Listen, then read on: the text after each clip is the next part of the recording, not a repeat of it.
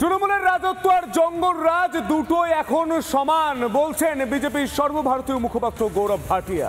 তিনি এও বলছেন যে মমতা বন্দ্যোপাধ্যায় এই অনুপ্রবেশকারীদের ভোটেই জিতে আবার ক্ষমতায় আসতে চান।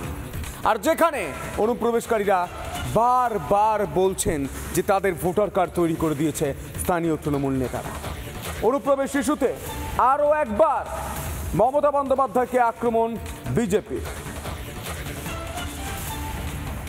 গৌরব ভাটিয়া তিনি বলছেন যে জঙ্গল রাজ আর তৃণমূলের শাসন, মমতা বন্দ্যোপাধ্যায়ের শাসন দুটোই এখন এক।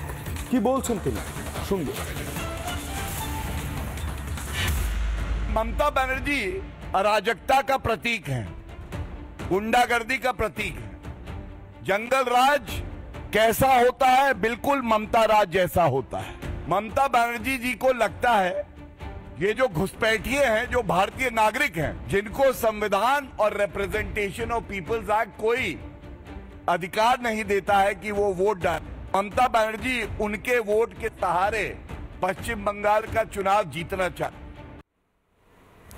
অনুপ্রবেশে মদত দিয়েছে তৃণমূল, অনুপ্রবেশকারীদের ভোটার কার্ড বানিয়ে দিয়েছে তৃণমূল। এই অভিযোগে আজ আবারও নির্বাচন কমিশনে গেলেন রাজ্যের বিরোধী দলনেতা শুভেন্দু অধিকারী। শুধু তাই নয়, নির্বাচন কমিশনে গিয়ে তিনি মারাত্মক অভিযোগ করলেন যে এই অফিসেই বসে একজন আধিকারিক মমতা বন্দ্যোপাধ্যায়ের সঙ্গে সরাসরি ফেস টাইমে কথা বলছেন, যোগাযোগ রাখছেন। দেখো, চোরাইভাবে এসেছি। এসে কিভাবে এসেছিলেন? হ্যাঁ, এটা আমার দালাল ধরে।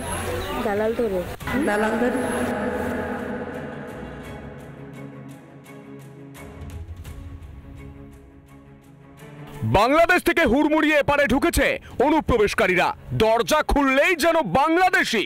ওই সময় টাকা পয়সা যখন পার হয়েছিলাম তখন টাকা পয়সা হলো। কে বানিয়ে দিল আপনাকে এই কার্ডটা? এটা সরকারের ঘর থেকে। সরকারের ঘর থেকে? সরকার বানিয়ে দিল ভোটার কার্ড? হ্যাঁ, এটা সরকারের ঘর থেকে এসে ডাইরেক্ট।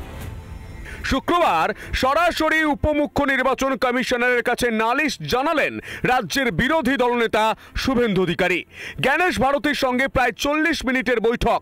সেই বৈঠকে অনুপ্রবেশ থেকে জনবিন্যাস ইস্যুতে সোচ্চার হন শুভেন্দু অধিকারী। পশ্চিমবঙ্গে যেভাবে ডেমোগ্রাফি চেঞ্জ হয়েছে, বর্ডারে যেভাবে জমি না দিয়ে অনুপ্রবেশকারীদেরকে ঢুকিয়ে ভোটার লিস্টের নাম তোলা হয়েছে, আমরা সেই বিষয়ে ডেমোগ্রাফি চেঞ্জের একটা পুরো ম্যাপ পয়েন্ট করে জ্ঞানেশ ভারতীকে দেখিয়েছি।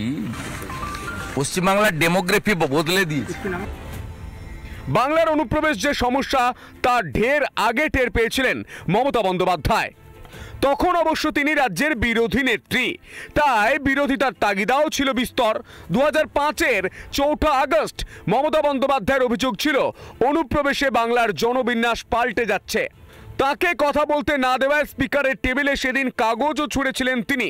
আর এখন সেই মমতার রাজত্বেই অনুপ্রবেশের রমরমা, যা শুধু বাংলার জন্য বিপদ ঘনাচ্ছে তাই নয়, জাতীয় নিরাপত্তার জন্যও তা উদ্বেগের।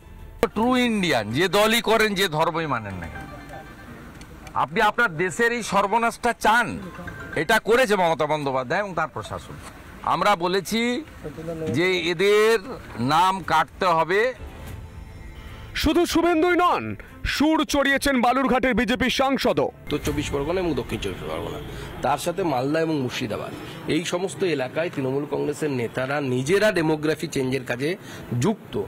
আমরা এমনি বলি না যে পশ্চিমবঙ্গকে পশ্চিম বাংলাদেশ বানানোর চক্রান্ত তৃণমূল কংগ্রেসের তরফ থেকে হচ্ছে, এবং এটা হচ্ছে তার প্রমাণ আপনারা দেখতে পাচ্ছেন।